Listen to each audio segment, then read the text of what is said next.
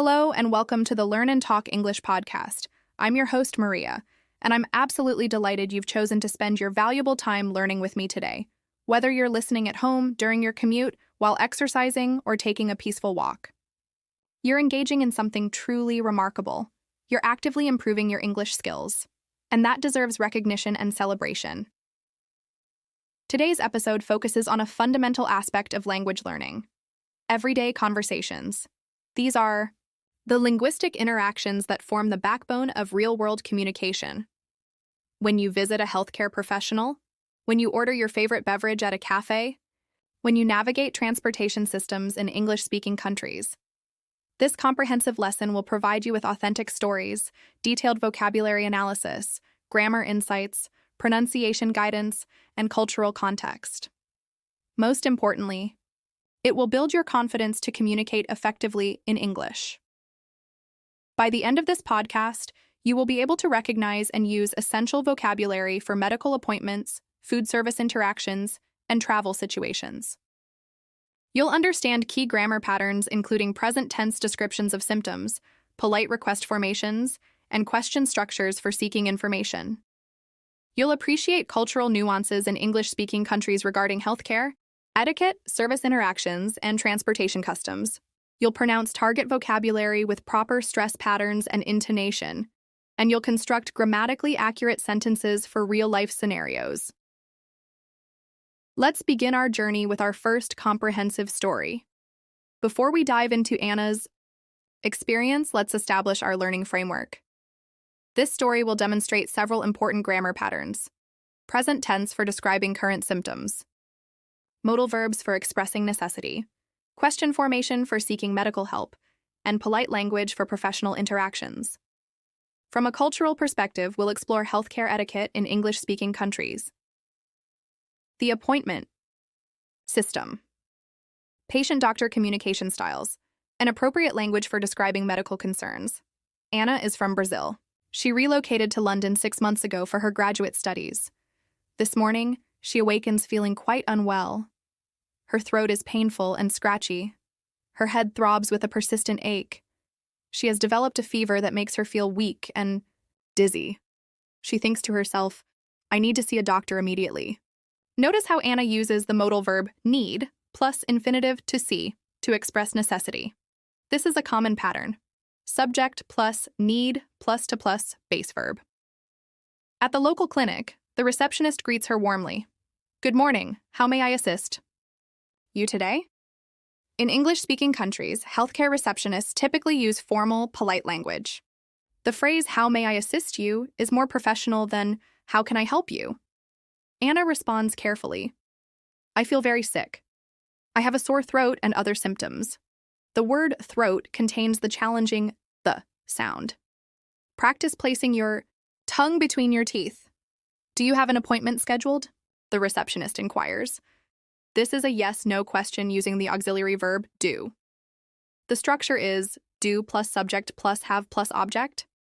Anna explains, "No, I don't have an appointment, but I really need medical attention."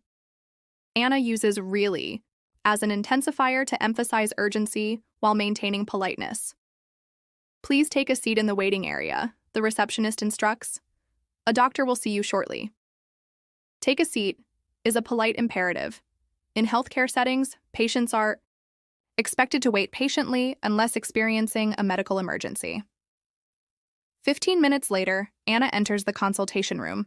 The doctor asks professionally, "What seems to be the problem today?" This is a standard opening question in medical consultations.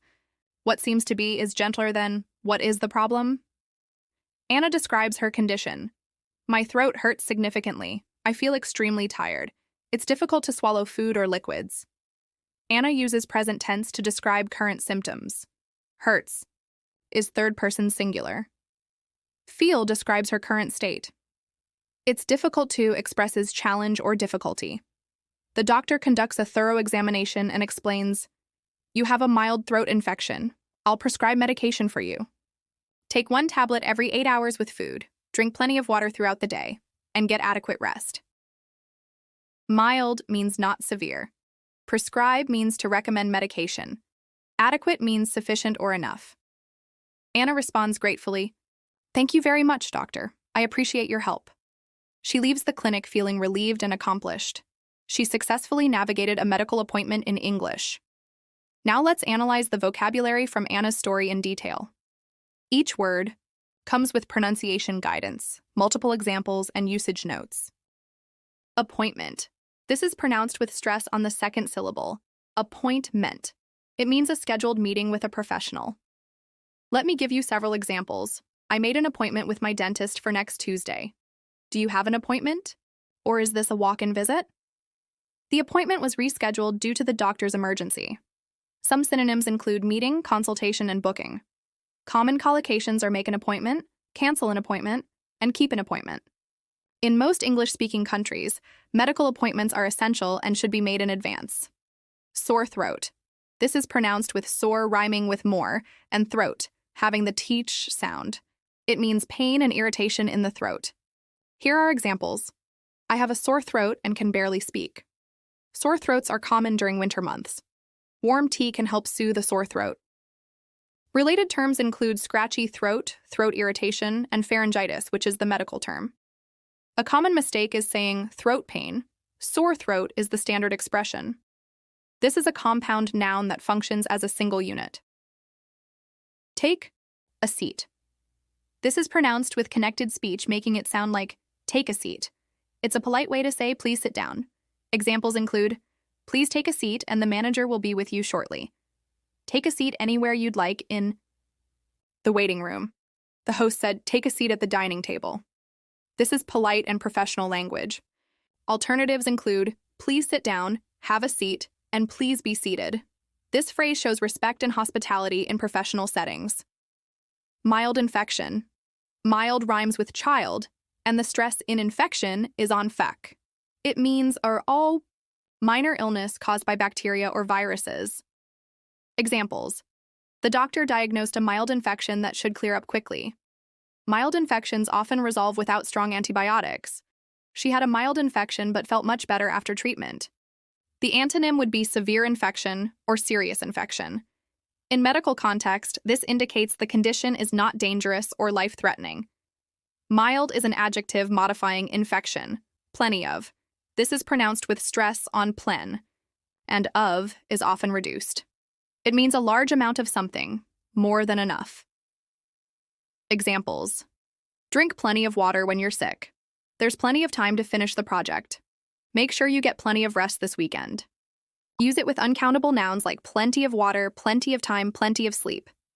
Use it with countable nouns like plenty of books, plenty of opportunities. This is informal to neutral register, suitable for most contexts.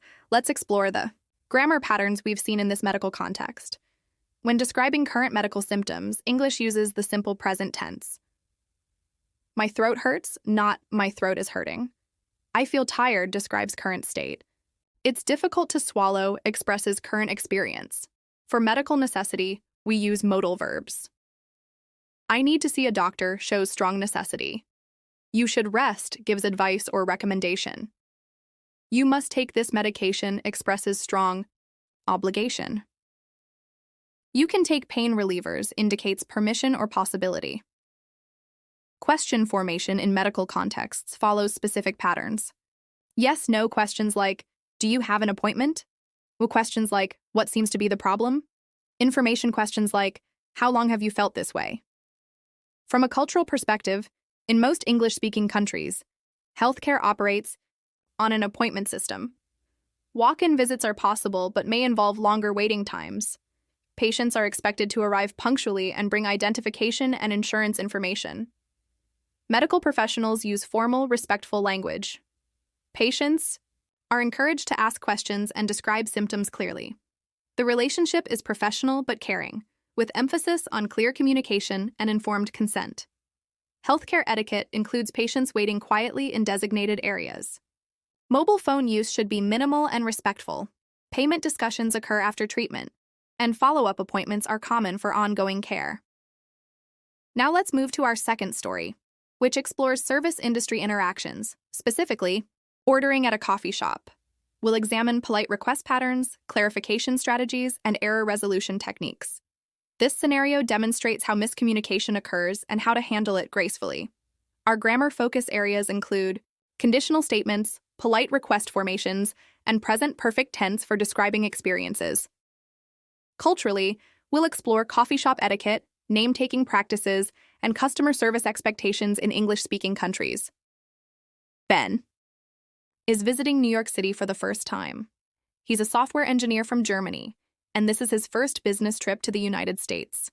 He enters a bustling coffee shop in Manhattan, feeling slightly overwhelmed by the fast-paced environment. The barista, wearing a friendly smile and speaking with typical New York efficiency, asks, "What can I get for you today?" This is a polite way to ask, "What would you like?" The modal can makes the question less direct and more courteous. Ben responds, carefully, pronouncing each word clearly, "I'd like a medium hot chocolate, please." "I'd like" is a contraction of "I would like," which is more polite than "I want." The structure is "I'd like" plus article plus adjective plus noun plus please. In American coffee shops, sizes are typically small, medium, and large.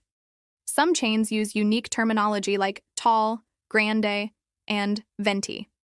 The barista continues with standard procedure. "What's your name for the order?" Coffee shops take names to identify orders when they're ready. This prevents confusion when multiple customers are waiting.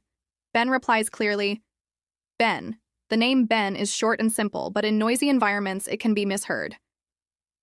A few minutes later, someone behind the counter calls out loudly, "Bev! Hot chocolate for Bev!" Ben looks around confused, thinking to himself, "Bev? That's definitely not my name." Ben uses the present tense is for stating facts. The adverb definitely emphasizes certainty. Waits patiently for several more minutes, watching other customers collect their orders. Finally, he approaches the counter and says politely, "Excuse me, I think there might be a misunderstanding. I ordered a hot chocolate, but my name is Ben, not Bev." Ben uses several polite strategies. "Excuse me" to get attention politely.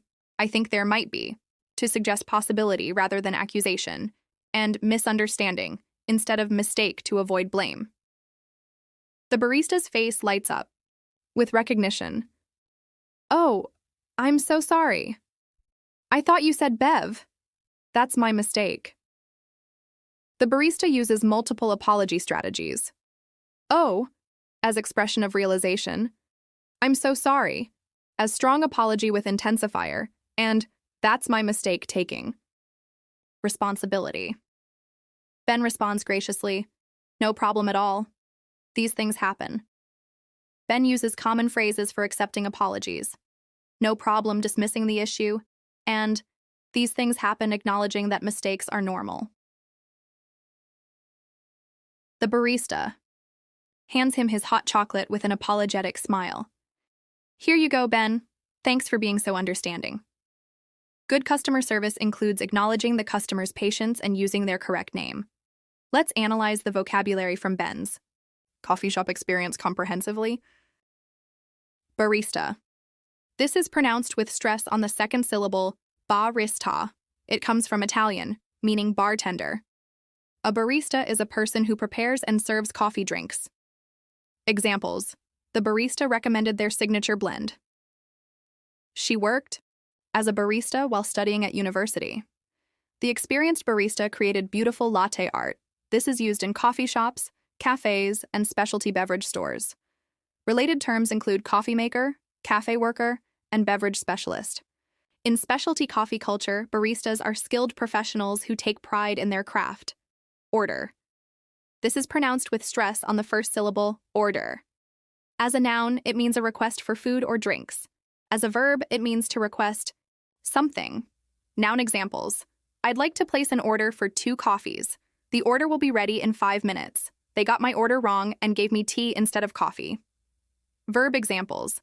I want to order a sandwich and a drink. She ordered the same thing as yesterday. We should order before the kitchen closes. Collocations include place an order, take an order, fill an order, and cancel an order. This is essential vocabulary for any commercial transaction. Confused. This is pronounced with stress on the second syllable, confused.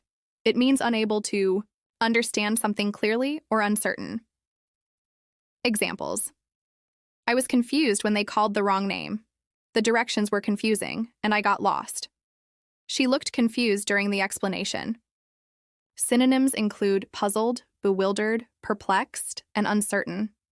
Antonyms are clear, certain, understanding, and confident. It can be used with about, as in confused about something, or by, as in confused by something. This describes a temporary mental state, not permanent inability.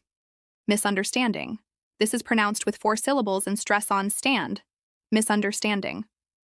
It means a failure to understand something correctly or a disagreement due to poor communication. Examples. There was a misunderstanding about the meeting time. The argument was just a simple misunderstanding. Let's clear up this misunderstanding right away. The verb form is misunderstand, as in, I misunderstood what you said. Using misunderstanding is more polite than mistake or error in diplomatic language. This is essential vocabulary for resolving communication problems. No problem. This is often contracted in speech to sound like no prob.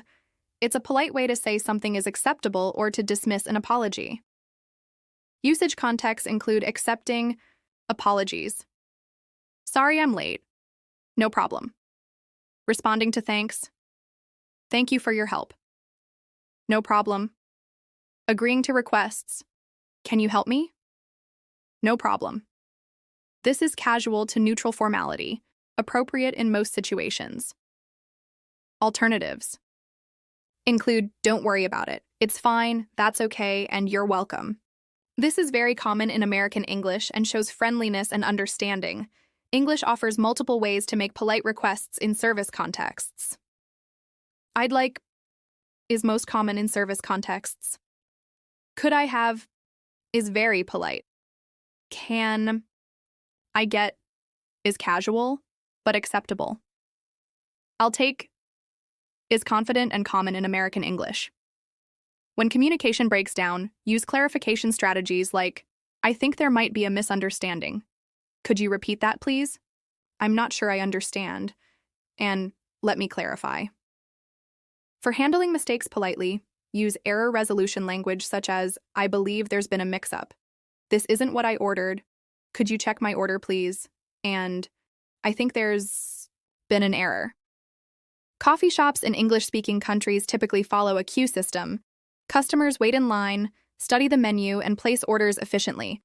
It's considered polite to know what you want before reaching the counter. Most coffee shops ask for names to identify orders. This system prevents confusion and creates a more personal experience. If your name is difficult to pronounce, you might consider using a simpler version or nickname.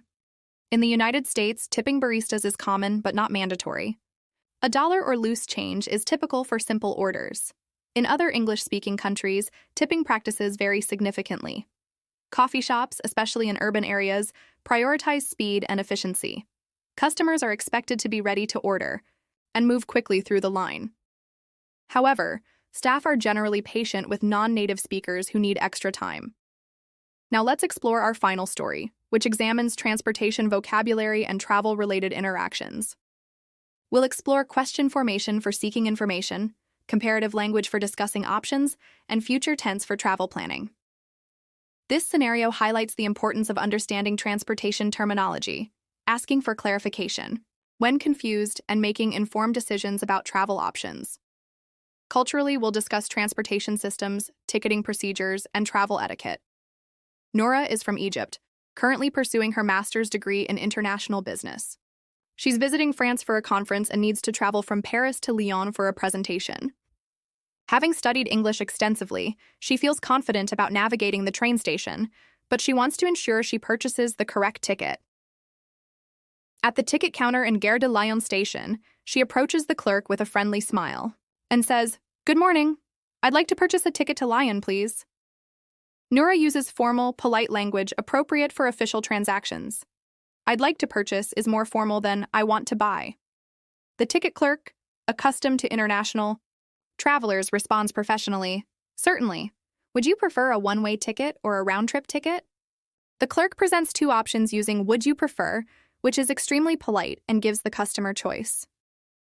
Nura pauses thoughtfully and asks, Could you explain the difference? I'm not entirely familiar with these terms. Noura demonstrates excellent communication skills by asking for clarification rather than guessing. I'm not entirely familiar is diplomatic language for I don't understand. The clerk explains patiently, certainly. A one-way ticket allows you to travel to Lyon but doesn't include a return journey to Paris.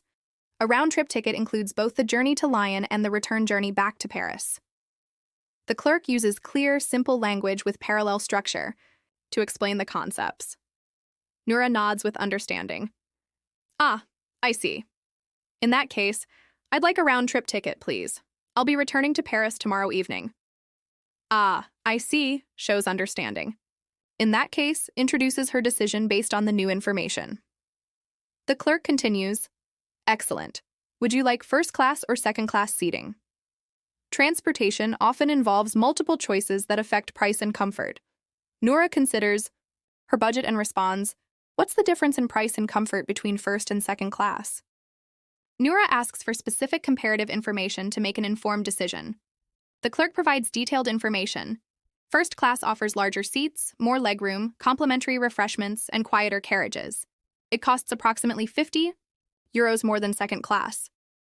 Second class provides comfortable seating and is perfectly adequate for the 3-hour journey.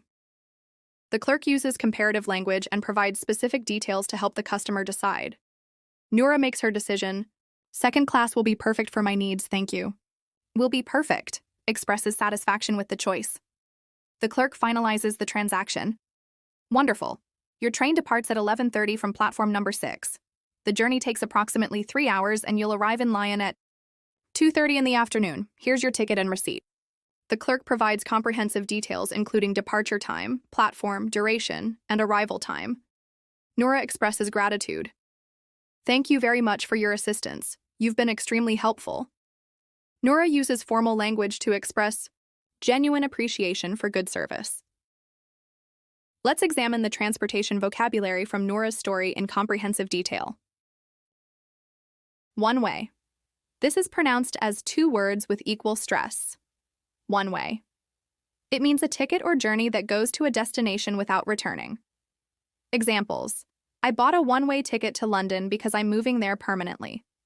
The one-way flight was cheaper than I expected. She took a one-way trip across the country to start her new job. The antonym is round trip or return ticket. This is used in transportation and travel planning contexts, especially for permanent moves. It's used as an adjective before nouns like one-way ticket or one-way street. Round trip. This is pronounced with equal stress on both words. Round trip. It means a journey to a destination and back to the starting point. Examples. The round trip to the mountains takes about 6 hours. Round-trip tickets are often more economical than 2 one-way tickets. We planned a round trip through several European countries. The British equivalent is return ticket.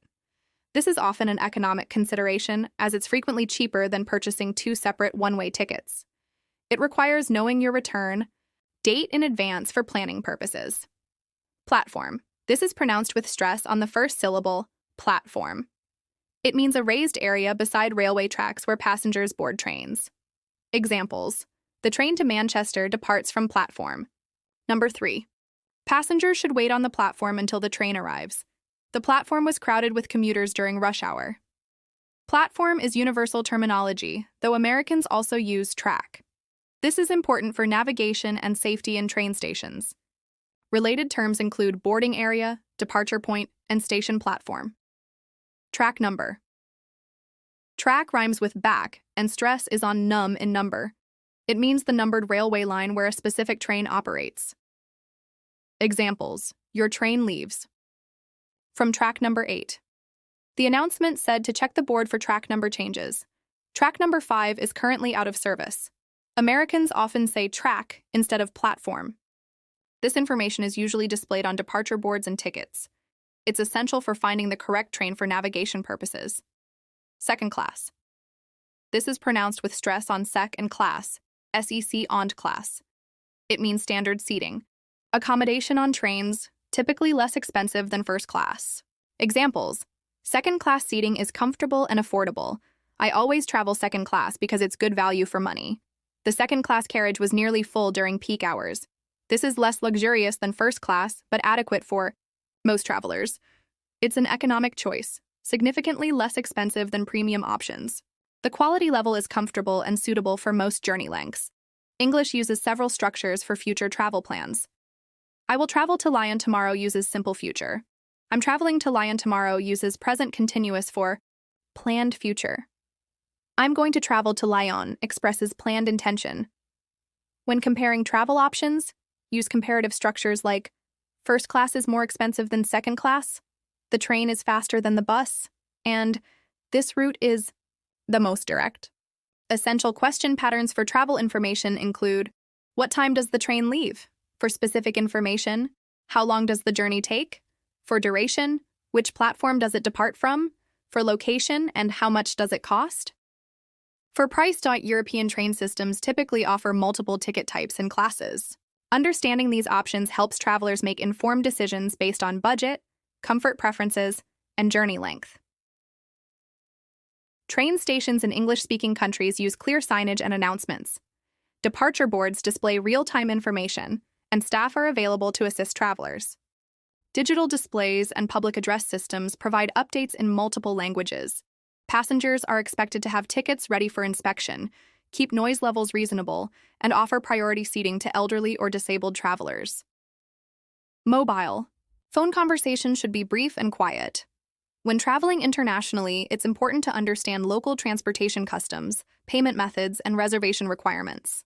Many systems now offer mobile ticketing and contactless payment options. Now let's focus on pronunciation mastery. I'll provide phonetic transcription, stress patterns, and common pronunciation challenges for each phrase. For medical appointment, phrases, repeat each phrase slowly, then at normal speed. I'd like to make an appointment has stress pattern. I'd like to make an appointment. In connected speech, I'd like to often sounds like I'd like to. The T in appointment is clearly pronounced. I have a sore throat and a fever presents the challenge of the teach sound in throat. Place your tongue between your teeth. Stress, sore throat and a fever. Practice the natural flow between words for proper rhythm. Take 1 tablet every 8 hours, has stress. Take 1 tablet every 8 hours. Number pronunciation. 8 is pronounced as e-it, not g-it. Use clear, measured pace for medical instruction rhythm. For service industry phrases, focus on polite intonation patterns. I'd like a medium coffee, please. Uses polite rising intonation on please. Stress.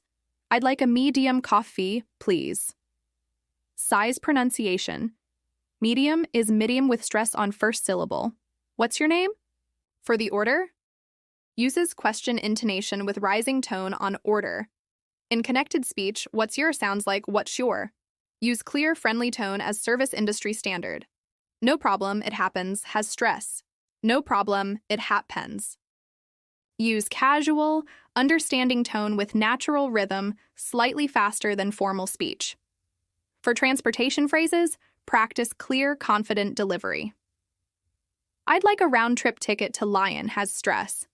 I'd like a round-trip ticket to Lyon, French. Pronunciation, Lyon is Lyon in English context. Use formal transaction tone that's clear and purposeful. What time is the next train? Uses question intonation with rising tone throughout. Stress. What time is the next train?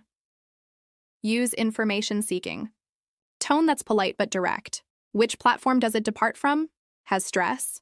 Which platform does it depart from? The preposition at the end is natural in spoken English. Use clear articulation as it's important for understanding directions.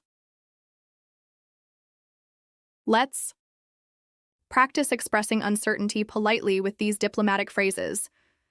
I'm not entirely sure about that. I think there might be a misunderstanding. Could you clarify that for me, please?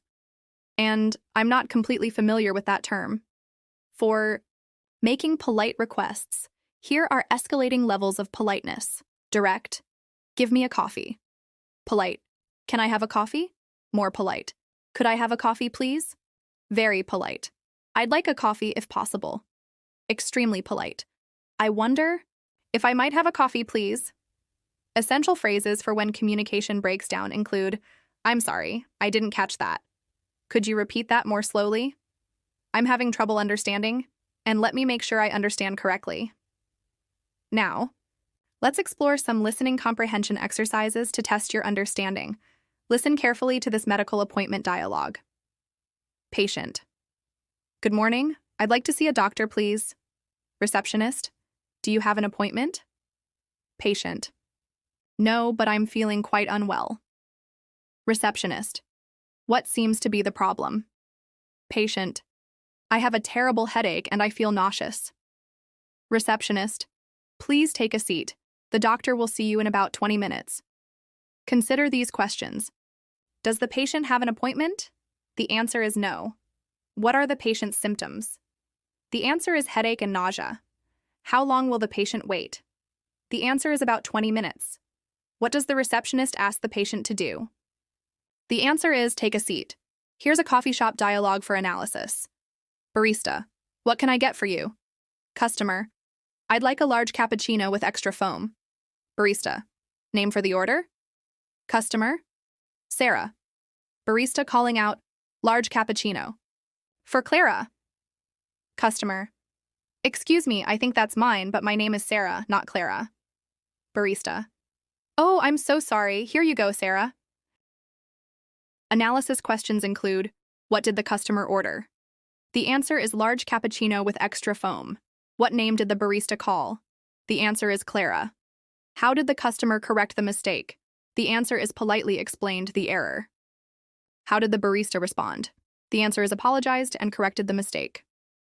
Let's examine idiomatic expressions in context. Medical context idioms include under the weather, meaning feeling slightly ill, as in, I'm feeling a bit under the weather today. On the mend means recovering from illness, as in, she's on the mend after her surgery. A clean bill of health means medical confirmation of good health, as in, the doctor gave him a clean bill of health. Service industry idioms include, the customer is always right, prioritizing customer satisfaction, as in, even when customers are unreasonable, we remember that the customer is always right. Go the extra mile means provide exceptional service, as in, our staff always go the extra mile to ensure customer satisfaction. Bend over backwards means make extraordinary effort, as in, the manager bent over backwards to resolve the complaint. Travel and transportation idioms include miss the boat, meaning miss an opportunity, as in, if you don't book soon, you'll miss the boat on these low prices. On the right track means proceeding correctly, as in, your travel plans are on the right track. Smooth sailing means easy progress, as in, once you get your visa, it should be smooth sailing. Register variation shows the difference between formal and informal language. For medical appointments, formal language is, I would appreciate an appointment at your earliest convenience, while informal is, can I get an appointment soon? For coffee shop orders, formal is, I would like to order a medium latte, if you please, while informal is, can I get a medium latte? For travel inquiries, formal is, could you provide information regarding departure times? While informal is, when does the train leave? Discourse markers help create fluent speech. For sequencing information, use first of all or to begin, with, then furthermore, or in addition, and finally, or to conclude. For expressing opinions, use in my opinion, or I believe that, then from my perspective, or it seems to me that, and as far as I'm concerned, or I would argue that. For clarifying and elaborating, use in other words, or that is to say, then for example, or for instance, and what I mean is, or to put it differently. Understanding cultural competence is crucial for effective communication. Healthcare culture varies across English-speaking countries. In the United States, healthcare is primarily private with insurance-based payment systems. Patients often pay co-payments at the time of service. Appointments are essential, and emergency rooms are for urgent care only. In the United Kingdom, the National Health Service provides free healthcare at the point of use. GP or general practitioner appointments are the first point of contact. Patients register with local practices. Canada has a universal healthcare system with provincial variations. Family doctors serve as primary care providers. Some services may have waiting periods for non-urgent procedures. Australia's Medicare provides universal healthcare with a mix of public and private options. Bulk billing allows patients to see doctors without direct payment in many cases. Service industry. Expectations vary by country. Tipping practices differ significantly. In the United States, tip 15–20% in restaurants and $1 to $2 for coffee shops. In the United Kingdom, tip 10–15% in restaurants, but tipping is not expected in coffee shops. Canada follows similar practices to the US. In Australia, tipping is not mandatory but appreciated for exceptional service. Customer service styles also vary. American service is friendly, enthusiastic, and efficiency-focused. British service is polite, reserved, and queue-respecting. Canadian service is courteous, apologetic, and helpful. Australian service is casual, direct, and egalitarian. Transportation etiquette includes important public transport behaviors. Offer seats to elderly, pregnant, or disabled passengers. Keep conversations quiet. Have tickets or payment ready. Allow passengers to exit before boarding. Keep backpacks in front in crowded areas. International travel considerations include arriving early for international flights, typically 2 to 3 hours. Understand visa and documentation requirements. Be aware of customs regulations. Respect local transportation customs. Connected speech patterns are crucial for natural pronunciation.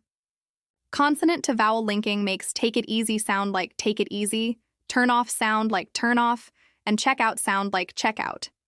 Vowel to vowel linking makes go away sound like go away, see you sound like see you, and try again sound like try again. Consonant clusters connect sounds. So next train links the T in next to train. First class links the T in first to class. And last stop links the T in last to stop. Rhythm and stress. Patterns distinguish content words from function words. Content words like nouns, verbs, adjectives, and adverbs receive stress. I need to see a doctor, and take 1 tablet every 8 hours. Function words like articles, prepositions, and pronouns are usually unstressed. I need to see a doctor, and take 1 tablet every 8 hours. Intonation patterns serve different functions. Statements use falling intonation. I have a sore throat. Yes/no questions use rising intonation. Do you have an appointment? Why questions use falling intonation. What seems to be the problem? Lists use rising intonation on items and falling on the last item. I have a headache, nausea, and a fever. Now, let's discuss your comprehensive listener challenge. Choose 1 challenge from each category to practice this week. These activities will reinforce today's learning and build your confidence for real-world situations. For medical communication, at beginner level, practice describing common symptoms using present tense. Say aloud, I have a headache, my stomach hurts, I feel dizzy, I'm feeling nauseous. At intermediate level, role-play a complete medical appointment.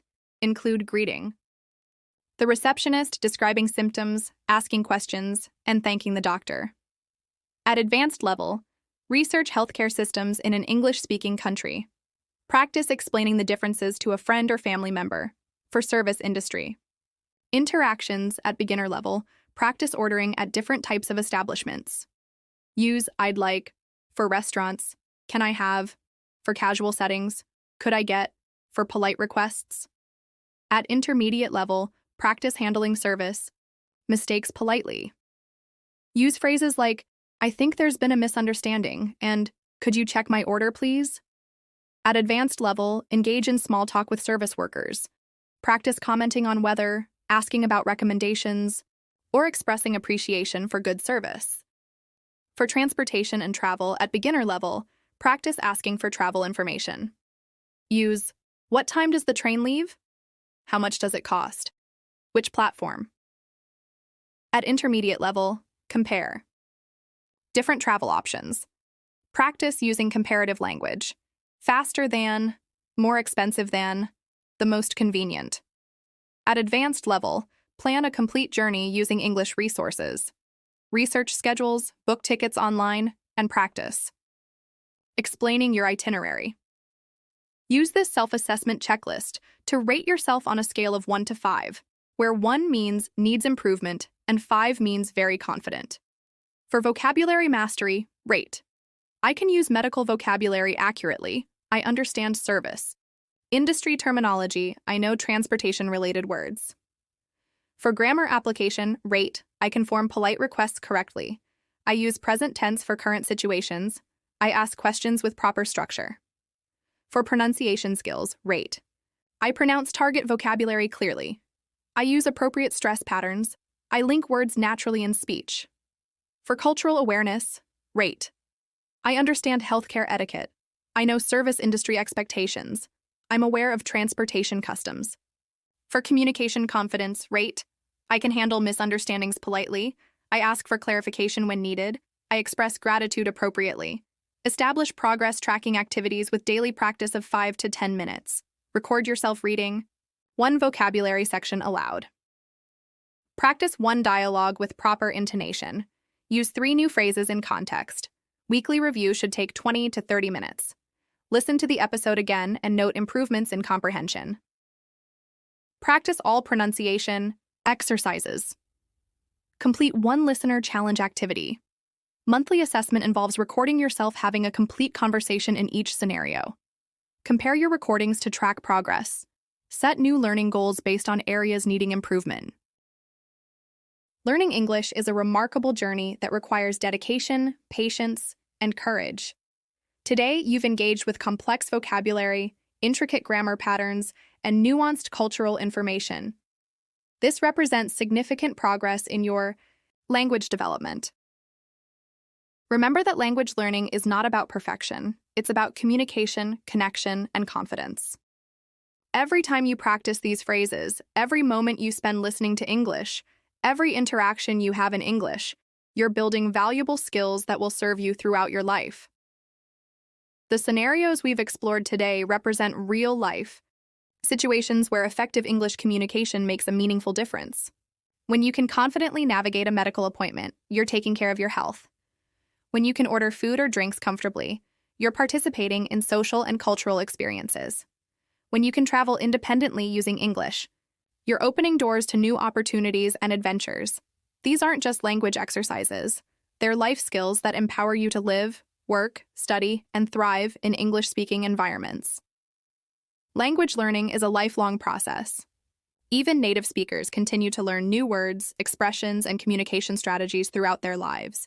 Embrace the journey with patience and self-compassion. Set realistic goals for yourself. Perhaps this week you'll practice 1 medical phrase each day. Maybe next week you'll order something new at a coffee shop. Or you might research transportation options for a future trip. Small, consistent steps lead to significant progress over time. Confidence comes from practice, not perfection. Every time you use English, you're building neural pathways that make future communication easier and more natural. Don't worry about making mistakes. Native speakers make mistakes too. Focus on communicating your message clearly and connecting with others. Practice speaking aloud, even when you're alone.